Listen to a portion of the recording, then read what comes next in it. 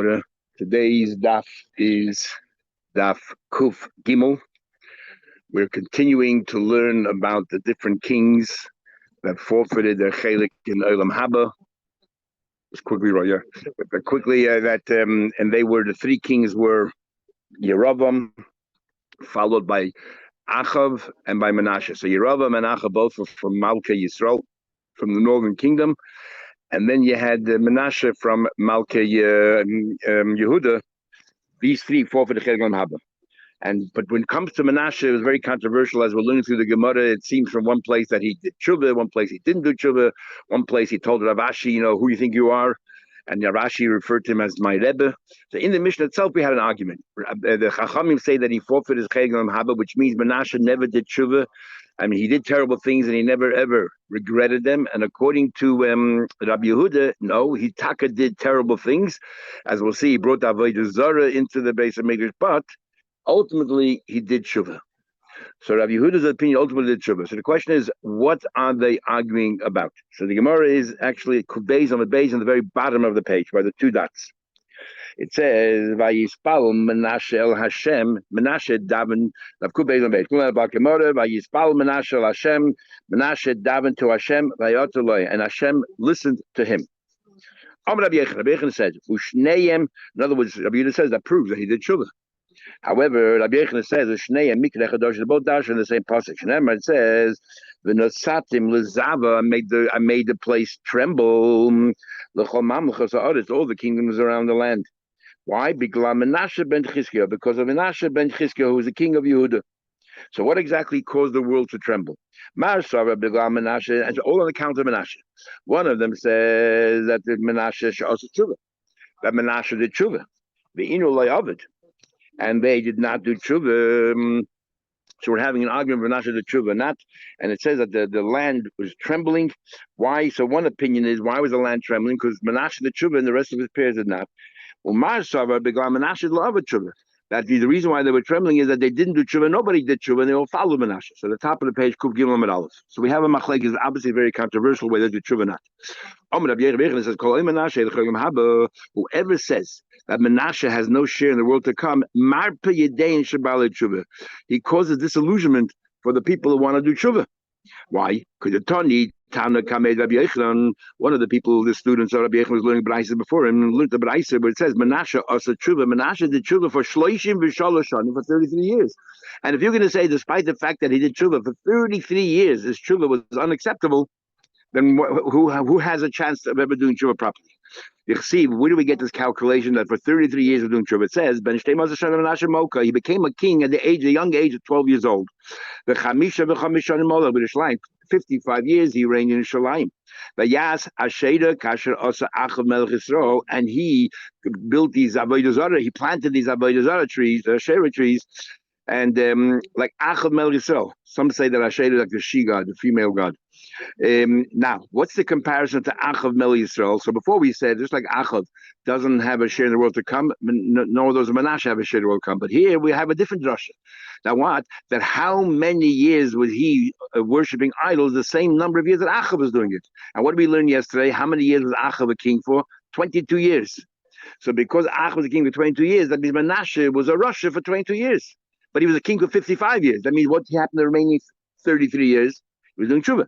Kama Molech Achav, as we talked 22 years. And Menashe, Kama Molech, how many years is Menashe king? 55 years. Dal Menai Esevitati, remove the 22 years that he was involved with Avodah Zarah. Pashlu, but remained plus in the last 33 years. Obviously, he was doing tshuva. So we said 22 is a magic number. We also have that Yaakov lived 22 years in the house of Lavan with all Avodah Zarah. As a result of that, Yosef lived in Mitzrayim in the house of Avodah Zarah as well for 22 years. So there's something about 22, and because that alludes to the 22 letters of Sefer Torah. So therefore, Rabbi Yechon holds that Menashe must have done tshuva is acceptable. It says in Pasuk, Hashem heard the pleas of Menashe. And we learned a few days ago that Menashe was arrested, and that's why he did tshuva, and he davened to every single god, and eventually he davened to Hashem. He said, Hashem, if you don't save me, then you're no different than all the other idols. And so he did tshuva then. So it says finally, Ishma Hashem listened to him. Vayechoter. Now, actually, it doesn't say anywhere vayechoter. It says vayotoloi. So, but so the Rashi says the Kri. That as if to say that as if it's written by your otter, but you're supposed to read it by your chotter. It was all the way around. It's written by your chotter, and you're supposed to read it by your otter. Rashi says in our Tanakh it doesn't say that at all. So Rashi says as if bechutz means like this is the ksivan is the kri. We read it by your otter, but it's written by your choser. But we don't have that in Tanakh. So then, Mefarshim talk about, we mentioned a few times, they have Sukkim brought down the Gemara that is not exactly the way we have it by us, and how to reconcile that. So it says, why does it say Vayechoter, Vayeotel? It should have even been written Vayeotel. He hearkened to his plea. What's Vayechoter? Vayechoter means he dug. What is dogging? Hashem said, no, I'll make you a special pathway. I'll dig a pathway for you. Kadesh lekabla v'tshuva means that Midatin said it's not fair. What Menashe did was unbelievable. Why in the world would you accept the tshuva? Just like we had by Sanhedrin, by Nebuchadnezzar, he wanted to do tshuva, and the Malachim didn't allow the tshuva that his children should be able to do tshuva after what he did. So the same thing over here. The minister didn't want to, so they said, let's sneak by them and bring it in. When we have like David HaMelech was born, he was snuck in, and and the dafka through Rus, because the minister didn't sometimes says this shouldn't happen, or the Satanas want it to happen, so you have to sneak them in to make it happen. Well, Rabbi Yechon,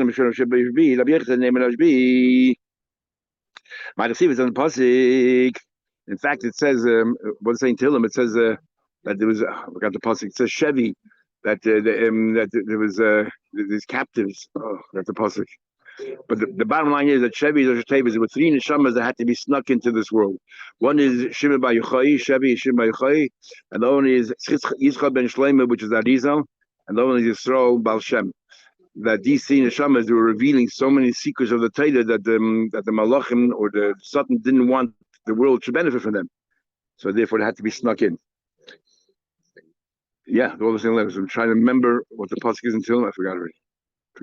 Totally even from mine. It says the pasuk.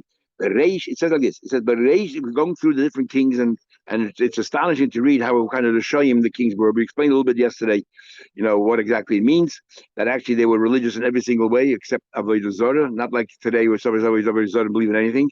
And we're based on the Gemara Chulin of Dal days that you were able to eat in his house. He kept kosher and everything else.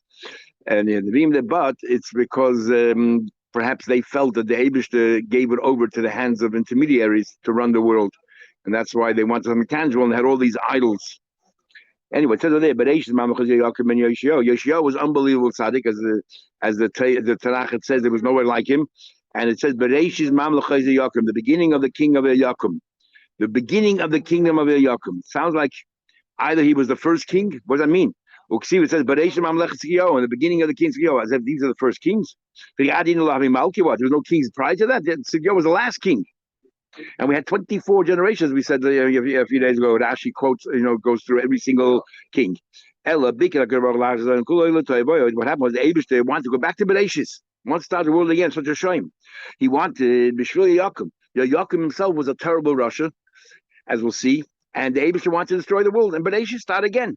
But then Nistakel B'Doidoi, he saw, but the people in Yaakov's generation were all good because they were all influenced by Yoshio, who just passed away. So he made everybody from, as we said there in Tanakh, like they had a sukkah like nobody ever had before.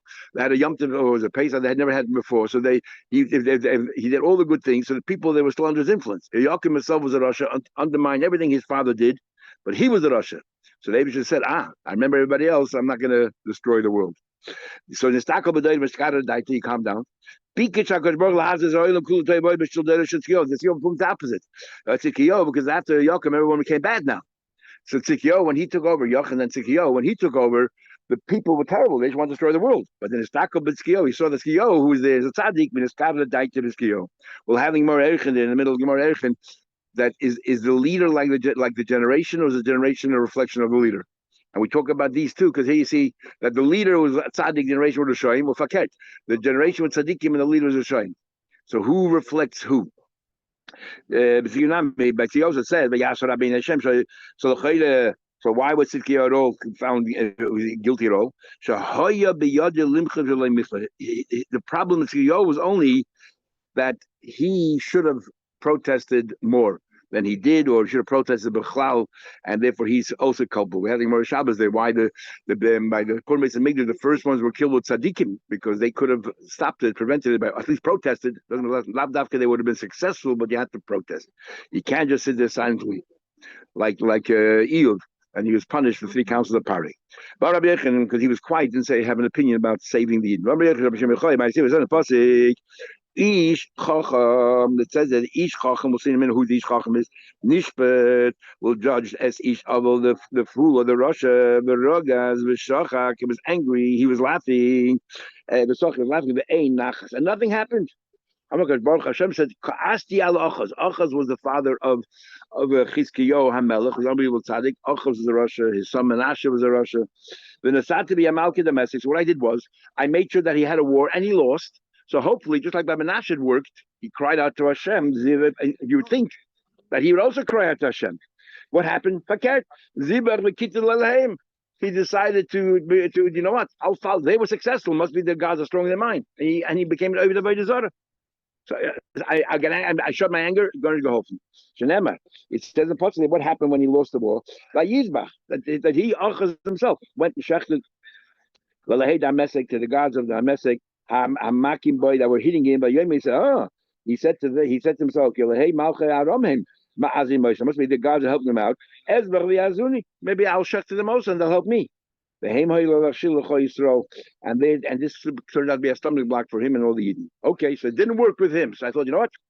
So Chakti Amatzia, I went down to Amatzia, a grandson, and I thought Amatzia, I'm going to be nice to him. I'll help him win the war, so be thankful. I made him succeed. What did he do? Hey, I mean, what an idiot. And he brought their God. They lost the war, and yet he took their gods and he followed them. It says over there, after he came back from the war and he won, he brought with him, he brought the gods from Israel. And he bowed down and worshipped them, and he brought kabbalah to them. Maybe he said, what should I do? I give up. The Papa said again. We have all the time here. The Papa has sums it all up. That colloquially they have these sayings based on these things. I know many people say, "I cried to this person." He has no understanding why I'm crying. I laughed to this person. He has no understanding. Woe to these people that don't understand. They can't discern between good and bad. Like we live in Trinitarian generation exactly like that. So all the officers of the Baba came by Yeshu b'Shar Tavach, and they sat in this place called Shar Tavach. What's this place called Shar Tavach? So the Gemara, whenever it says Mishum, means it didn't hear directly. It couldn't be. Passed away many years. It means he heard it third person or something. But Mishum ultimately came back to Reb Shimon ben Yochai. Oh, Rabbi Yochai, he said, "Name Reb Shimon ben Yochai." What do you mean that they were all at the Shara Tavach? This was the place that they Tavach means where they decided halachas in the base of Mikdash. But Papa and Aminchi, Ba'asra in the place, and they came and attacked over here in Harabais. What's it called? In the place, the More Tolalezain, in the place where the owner, the master, used to hang up his weapons. Taman Kulberaya. And there, then we find that they come along the shepherds, you know, the low shepherds. They would come and they would hang up their canteens and all their wares over there. They basically took over, and they took over the place. It says as follows: that as they each also on this field that belonged to this lazy person of Arti, I crossed over. When I also passed over a vineyard that belonged to a person who has no understanding, filled up with thorns because they left it go. They were full of nettles. The Geder and the wall of stones and of stones crumbled. So what's going on here? This is referring to Achaz. We'll see later. Achaz decided no more Torah. He tried to shut down learning Torah. Achaz, this is Chizkiyahu's father, and he stopped avoiding the Beis Hamikdash. No, do nothing, lazy. And Menashe then destroyed the Mizbeach.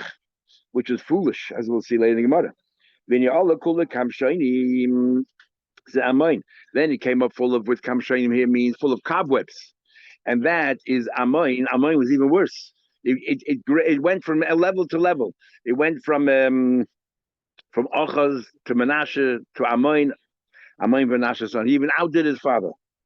Kosaponu Charulim, and then he covered them. They covered the lights. Yayakim. Yayakim said, "I don't believe in Hashem at all. The only thing that we benefit from is the sun. Who needs a sun? We can make our own light." Forget that one of the that's Yo. And the stone that he broke down, he destroyed in his time. So it's tracing here historically how it went from bad to worse. There are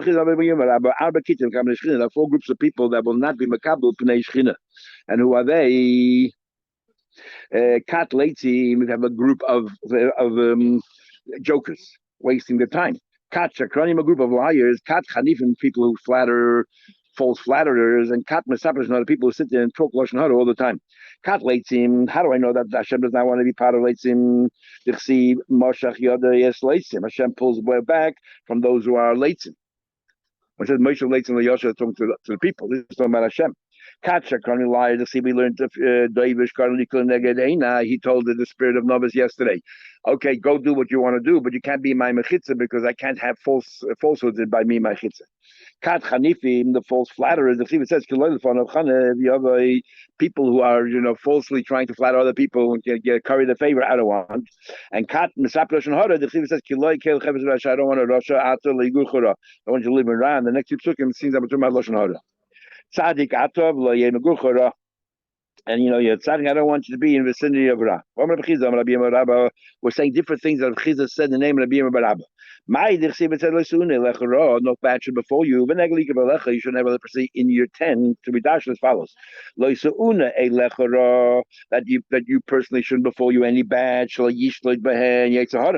It's a plea that the Yetzer Hara shouldn't have influence over you. The nega and leprosy shouldn't be found in your tents. What do you mean it shouldn't be found in your tents? He says, if you're traveling on the road and you miss your wife, you come home. If she be a vaday nida, so then definitely you won't have anything to do with her during the time that she becomes tired. But if she's a suffix nida, you're going to delude yourself and find all kinds of heterim. Why you're dismissing it? Should be all right.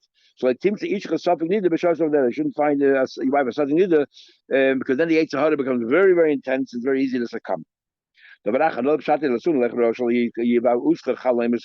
be bothered by trouble by bad dreams. We say we hang more brachas at the end that a tzaddik only have bad dreams. So we're davening you shouldn't have bad dreams, and bad thoughts to do avedis. What do you mean you shouldn't have a leprosy in your tent? You shouldn't have a son, a talmid or a student that rebels berabim. Like the Ramban had talmidim who rebelled berabim, and many Gedolei Yisrael had talmidim who came and became apostates and so on. Adkan Baruch Aviv. Till here was a bracha that the Eibishter gave or the father gave. What's the father concerned about? The ruchnis of the person. And then Mekan Ve'ela, but later the next continuing the psukim is Birchas Hima. That's the bracha of the mother. What's it saying over here? You should be taken care of. Al kapayim is carry on the hands. Al shachot as tidra, you'll trample on all of these vicious animals and snakes. Ad kan b'chazima. That's the bracha of the mother. So that's the father is worried about the ruchnis of his son. The mother is worried about the gashmi of his son. And from here on in is the bracha of the Eibishter. He desires me, and I will give him the sakveu. I will lift him. Shmi, he knows my name. Yikraeni, he will call me. V'nei, I will answer him. I'm with him in the tzara. This is all the Eibishter saying. So because we have three that there are 3 partners in a person: the father, the mother, and the Eibishter. So the father is concerned about the ruchnis, the mother about the gashmis. And the Eibishter is worried, is taking care of your whole life. I will release him. I'll bench him for a lot of years. We'll see in my great help. He denied to show him their light. And outstretched hand, he will break. So let me ask a question. The word says Rishayim here, it's written in Tanakh, the ayin is raised above the rest. Why is the ayin for the word Rishayim raised? So we dash in Kiva Shanasa Adam Rush Milamata. If a person becomes a rush normally means poor, but Rashi is over here. If your person becomes isolated because you have enemies, nobody really wants you. Um, is Nasa Roshal Maila. You become that could be had in pretty others.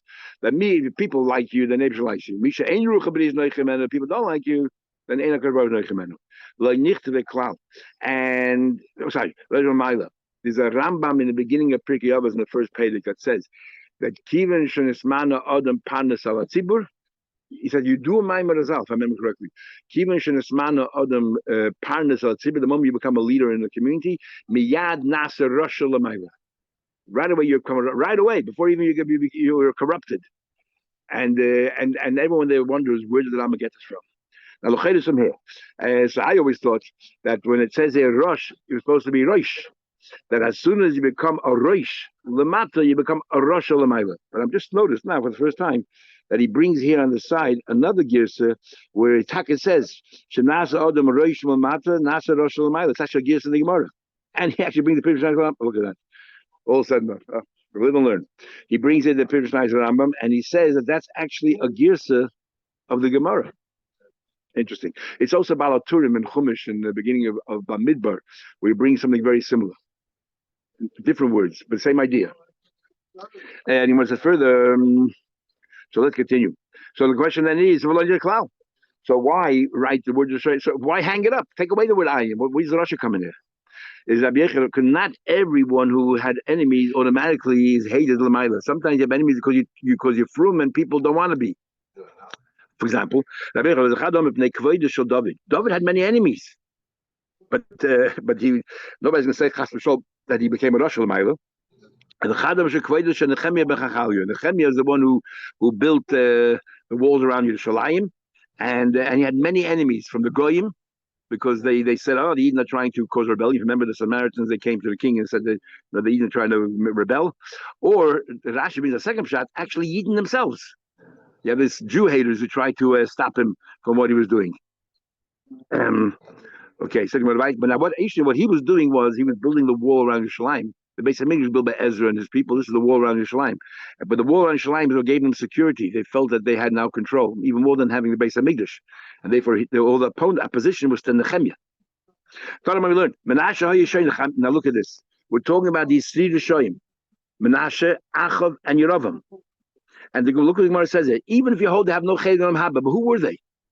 Menashe Yeshoyne Chamishim Chamisha Ponim Materis Koinim. Menashe was Kenegesh Nei Malchusay. Menashe was king 55 years. Every year he learned Chumash Vayikra a different way. 55 different ways he learned Chumash Vayikra. In other words, he loved learning Torah. Achav Shmoinim V'Chamisha. Achav learned 85 different ways. Achav Rasha, as the Gemara said before, was his wife Izevel. We brought the passage that mainly turned him into a Rasha. And again, it proves that Oiv David Zora, in their minds, they can still be frum. And Yeravam Meya V'Shloisha. And we had before, Yeravam was unequal, and he was no doifi, no nothing, no chsam. Avshalom, but he wasn't a king, so he's not counted among the kings. Avshalom has no chelik in Olam Haba. How do I know that? It says Vayaku is Avshalom, and finally, Ayoyev went and killed Avshalom. It says he hit him, Vayemesiu, and they killed him. So what's the double expression? Once the Vayaku, they killed him. Vayaku Olam Hazav, Yemsu Olam Haba. Vayaku is in this world, Vayemsu is in Olam Haba. Time you learned. Ochaz, who was the father of Chizkiah Melech, and Achaziah, who was Menashe's son. The whole Malkei Yisrael, and all the Malkei Yisrael, Shekoseh ben Vayas Harabein Hashem, wherever it describes them, Vayas Harabein Hashem, Loi Chayin V'Loi Nedoinin. All the Malkei Yisrael, besides the ones that we said have no Cheg on Haba, all the Malkei Yisrael would say they did the terrible things in Hashem. They Lechayim V'Loi Nedoinin. They don't go to Gan Eden, nor they go to Gehenna, which according to Tanya is the worst punishment, Kafakela. Even if you get punishment, but afterwards you go to Gan Eden. Here you remain in no man's land, and that's the worst possible punishment in a way. Another way, you didn't get Gehenna. The Rishonim say there was not one Jewish king that was good, except Yehu that we learned about a few days ago, that Yehu was a tzaddik. That one Malkei Yisrael was good. Malkei Yehuda was sort of half and half. There were those who were good and those who were shame, and they outdid each other.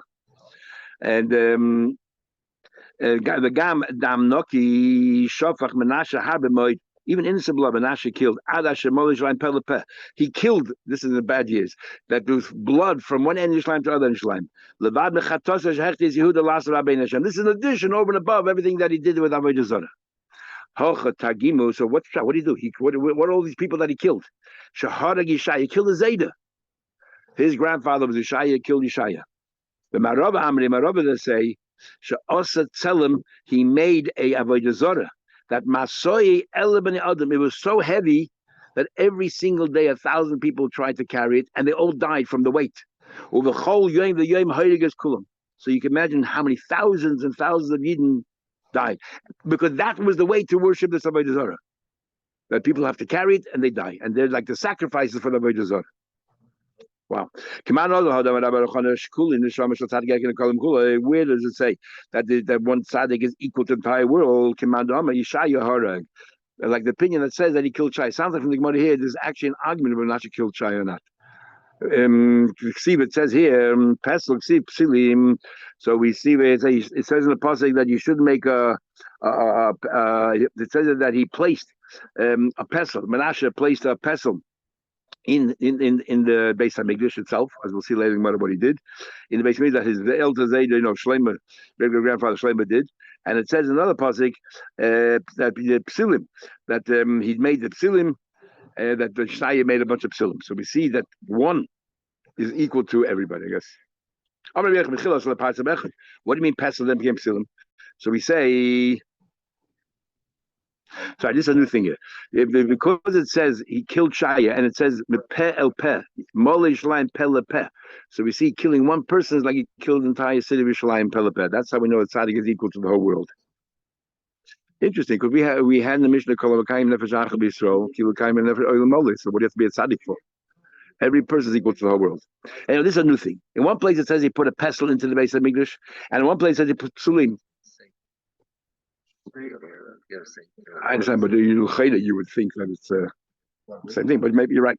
Has to be a difference.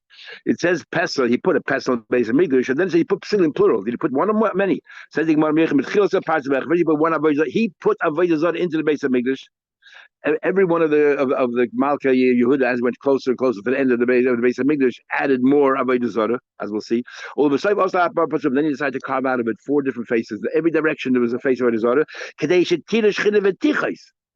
dafka wanted to anger the Eibishter, so he made sure that no matter what angle you're looking at it, there's an avodah zarah there. I'm going to understand. Achaz, the father of Yechizkiah, the grandfather of Anash, Hamid Baaliyah, he placed avodah zarah upstairs, not in the Beis Hamikdash itself. He didn't have that chutzpah upstairs. And it says, "There's a mizbech, a shagag aliyas achaz." And the mizbech on top of the roof, that's where he put his avodah zarah. But Menashe Menashe went further. He put it into the Beis Hamikdash itself. And it says, he put in the house. Hashem said to David and Shlomo, the Bais in this house in Yisrael that I selected, the Koshita Yisrael from all the Shvatim, Asim Eshmi La'olam, I'll make my name forever. So Menashe went further, he put it in the Beis Hamikdash. Amoin, Menashe's son, he went further. In the Beis Kachim, when the Aron was, he put it there. Remember, Yeshua was the one who took it all out. Then Yeshua was later. Remember, it says in the pasuk, Ki kotzer hamatzah, that the bed was too short, mistareya, for being spread out. But hamasecha tzara kitam, and masecha, like the room, tzara was too narrow, but his kind of went to put them all together. The avodah zarah, the Eibush together. We'll explain. Mikey kotzer hamatzah today. What do you mean they couldn't unfold? You couldn't have you couldn't have two. The Eibush and the avodah zarah, both of them leading. And my masecha tzara mishmor nachmeni. Rabbi Yehuda said, Rabbi Yehuda, when he came to this passage, he cried. Misha by the Eibush, we describe him, he took this ferocious water and he stood it up like a wall, right? A massive river, but yet and yet he said that this Masecha, which were Taichi Masecha means now Avodah Zarah, became suddenly his tzara, his rival. Tzara, Rashi says, is like when you marry a second wife, you call the second wife tzara because it becomes a rival. Same thing over here. What did Achaz do? He went further. Botalas avoda. He stopped working out all the base of Mikdash, and the chasam is Torah. He said, "What? No more learning Torah." It says a pasuk. Tzoid to Uda Chasaim Torah Belimdi. He says over there that the main thing is Chasaim Torah Belimudai. We should close up the Torah, seal it up, lock it away. As a lesson, another thing is that if there's no Megdim and Tyosh, if the young ones don't learn, then over time won't be anybody left. Right now you have the older people know how to learn, but eventually they'll die out, and the young ones will all be Amaratzim. Menashe, what did Menashe do? Kader esas Kader. Menashe took out Hashem's name from the Sefer Torah. And we had yesterday that Yoakim actually put in, he was hiding because he took out Hashem's name, he scraped it off, and he placed the names of different Avodah Zoros in its place. Menashe just took out Hashem's name. The Haras is a Mizbeach, and he destroyed the Malosh of Mizbeach. And that's why it's called Chasar Lev. He had no Seichel. What did he gain by not having Mizbeach? Kurmin Kabbanis Hashem. Amoin, what did Amoin do his son? Saraf Esat Torah. He went further. He burnt the Torah, the Hellish Mizbeach, and he put spider webs on his Mizbeach. He put spider webs on his back. Ochaz, no, he actively went and whatever, make sure you don't miss back. Ochaz, he did it. Ochaz, that's Chizkiah's father, said, Arois mutter. Menashe bala choisei. Menashe lived with his sister. And Amoin bala imai. Amoin, look how each one went worse than his predecessors. Remember it says, Kihu Amoin harbasham. He sinned worse than anybody else. What he did was he burnt the Torah. And the Chadam Shabor al Imai. He had relations with his mother. What are you doing this for? There's no pleasure. Incest is one thing with your sister, but your mother. You think I'm doing it for pleasure? I want to anger the Eibishter. Where is all this anger coming from? When Yoakim came along, he was worse than all. The other ones, they don't know how to get David angry. He's still around. I'm going to get him really angry. I'm going to say the following. He says, Klum, I don't think David gives us a light. Yes, we have this special kind of gold that illuminates the whole place. That we use. Let him take his light away, and we'll have that. The whole world belongs to him. It says, he's still David. He gave it to Hashem. So despite the fact that he was a Torah Rasha, he's using the Torah to quote whatever he is. It's just sort of difficult to get into their mind. So why isn't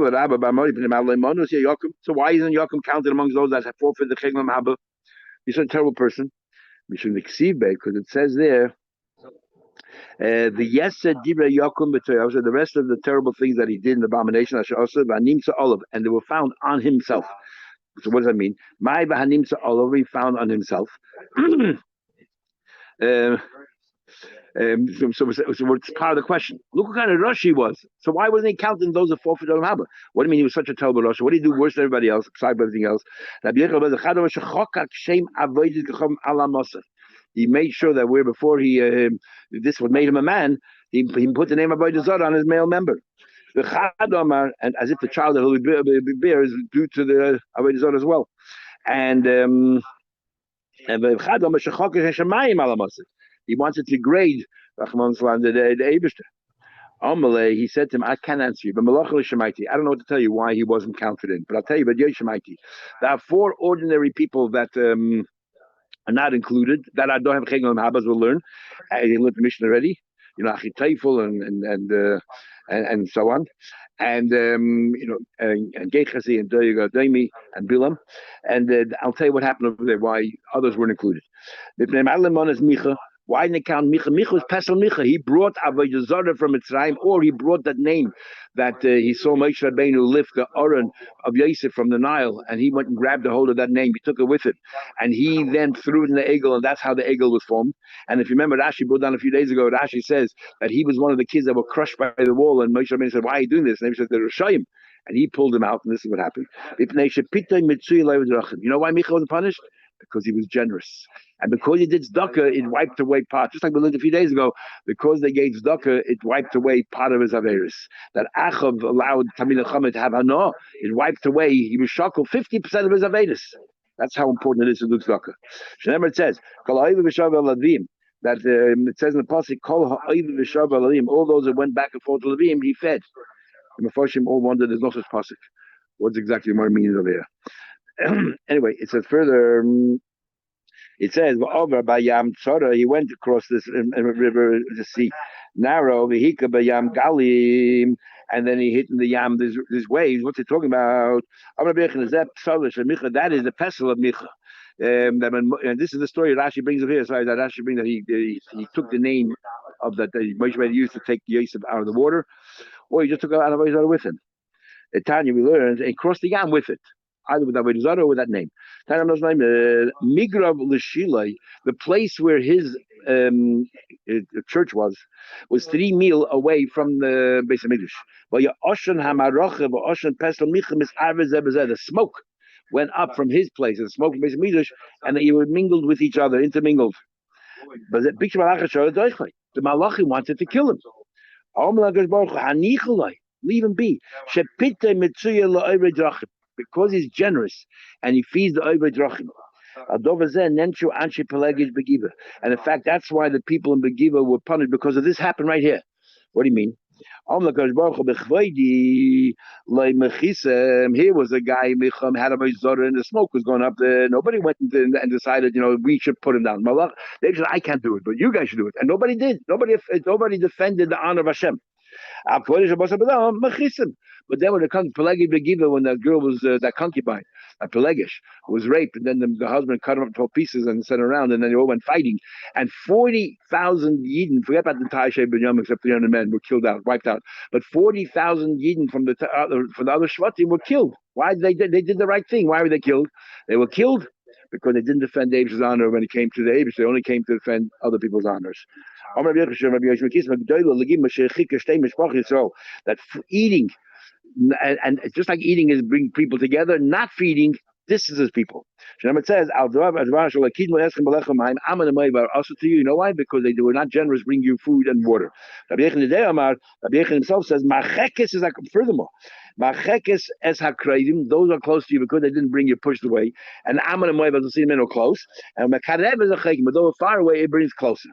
Umalemes einayim min harashayim, and it takes away some of the avedas from the Rishayim. The Abish sort of turns a blind eye. Umasha shchina al about, and he brought the shchina al about. But just refer ushgagasa oile zadin.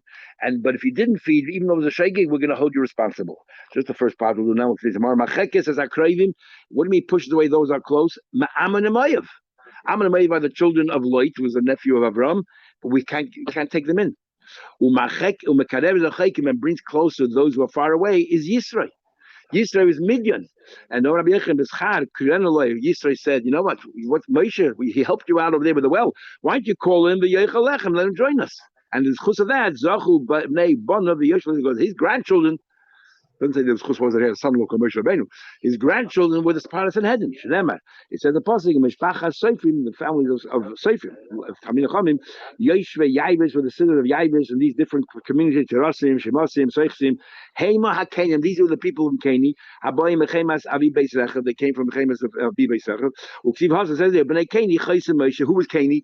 That was the father of Moshe Yisrael, Olam Yat Tamadim, Bnei Yehuda, Bibel Yehush Benegev, Benegev Arod, and Vayelech Vayeshev Esa'am. And they went and sat in the people. So this is, we know, Bnei Keni, they're the ones who sat there, and they were the ones who were safe from, they were the ones who were scholars, and so we see that you Makarev the Rechakim. Rashi has a hard time understanding. He says, well, Ammon and Moav they were children of Avram, and the Midian was Ammon and Moav were children of Lot. Midian was Bnei Keturah, was the children of Avram. So Midian was crazy, and Ammon was a Chakim. So Rashi, if we're talking about geographically, Ammon and Moav were right next to neighboring Yisrael, and Midian was further away. That's what we mean. And the famous saying, "Gedoyle legima shemikareves" comes from right here. It's a half a saying, because the saying is shemikareves harachakim. So we say "Gedoyle legima shemikareves" comes from right.